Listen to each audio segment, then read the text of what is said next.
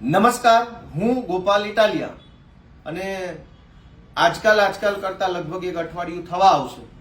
ગુજરાતના ગૃહમંત્રીએ ચેલેન્જ આપેલી કે એની પાસે એટલો બધો જ્ઞાનનો ભંડાર છે કે કોઈ પણ વિષય ઉપર ચર્ચા કરવા માટે તેઓ તૈયાર છે.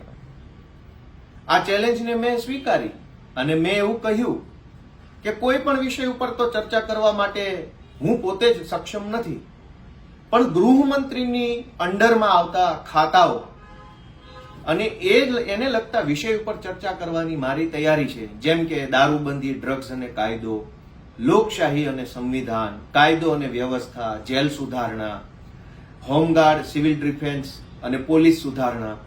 આ બધા વિષયો ઉપર ચર્ચા કરવાની મેં તૈયારી બતાવી, પત્ર લખ્યો, જાણ કરી કે ચાલો ભાઈ ચર્ચા કરીએ. પણ આ અઠવાડિયું આજકાલ કરતા થવા આવશે, કોઈ જવાબ નથી આવ્યો. આમ તો આપણે ત્યાં બે પ્રતિષ્ઠિત પરંપરાઓ છે. એક કે પ્રાણ જાય પણ વચન ન જાય, એવી ઉજળી પરંપરાના આપણે બધા વારસદારો છીએ કે એકવાર બોલાઈ ગયું તો એ શબ્દને સાચા કરવા માટે જીવ આપી દેવો પડે તો કુરબાન છે. પણ એ તો કોણ બોલે છે એના ઉપર નક્કી કરે છે. અને બીજી આપણી ઉજળી પરંપરા છે કે વા ફરે વાદળ ફરે, ફરે નદીઓના વેણ, પણ શુરા બોલ્યા ના ફરે. એ તો શુરા હોય એ જે બોલે એના ઉપર એ બદલાય નહીં, પણ જેને ફાકા ફોજદારી કરવા બોલ્યા હોય તો. પણ હવે અગાઉ જે નક્કી કર્યું હતું કે જાહેર મંચ ઉપર ચર્ચા કરીએ અને એમાં કાયદો, વ્યવસ્થા, પોલીસ સુધારણા, દારૂબંધી, ડ્રગ્સ, સંવિધાન, આવા બધા વિષય ઉપર ચર્ચા કરવાનું મેં સામે ચાલીને પ્રસ્તાવ આપેલો.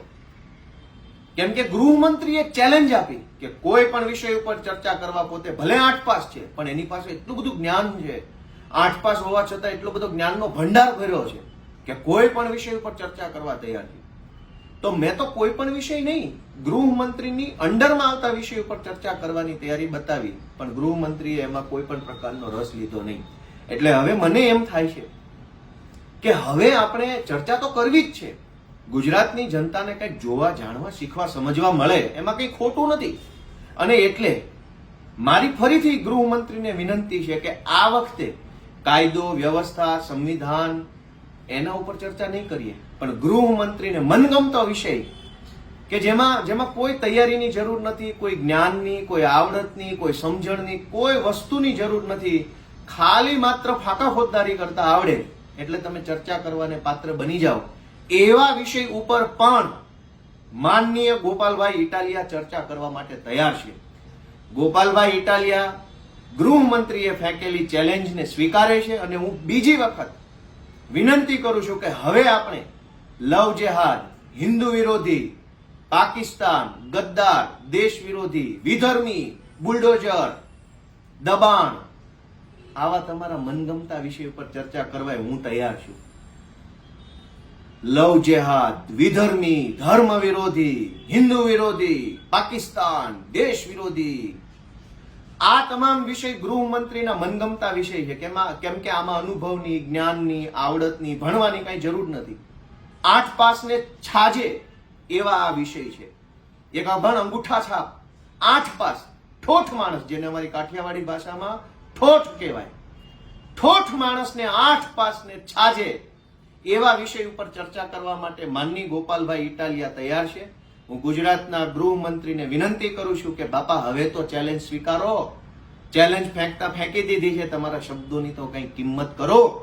ગુજરાતની જનતાની કિંમત ન કરો, વિરોધ પક્ષની કિંમત ન કરો, પણ તમે બોલેલા 2 શબ્દોની કિંમત તો તમે કરો. કેમ કે આપણે એ ઉજળી પરંપરાના વારસદાર છીએ કે પ્રાણ જાય પણ વચન ન જાય. ગૃહમંત્રીએ મીડિયાના સ્ટેજ ઉપરથી બોલબચ્ચન કરીને એવું કીધું હોય કે ચેલેન્જ આપું છું, મારી સાથે કોઈ પણ વિષય ઉપર ચર્ચા કરો, તો એ ચેલેન્જને માનની ગોપાલભાઈ ઇટાલિયાએ સ્વીકારી છે. અને 8 પાસને છાજે એવા વિષય ઉપર ચર્ચા કરવા માટે હું જાહેર મંચથી તૈયાર છું. ધર્મ વિરોધી, હિન્દુ વિરોધી, લવ જેહાદ, વિધર્મી, આ તમારા મનગમતા વિષયો છે. 8 પાસને છાજે એવા વિષય, શોભા દે એવા વિષય. આવો ખુલ્લા મંચ ઉપર ચર્ચા થઈ જાય. ભાગતા નહીં, ભાગશો નહીં, છોડીને જતા નહીં, પીઠ ના બતાવશો. મરદ માણસ હોય છાતી બતાવે. ચેલેન્જ આપી છે, મેં ચેલેન્જ સ્વીકારી છે, આવો થઈ જાય ચર્ચા. જય હિન્દ, જય જય ગરવી ગુજરાત.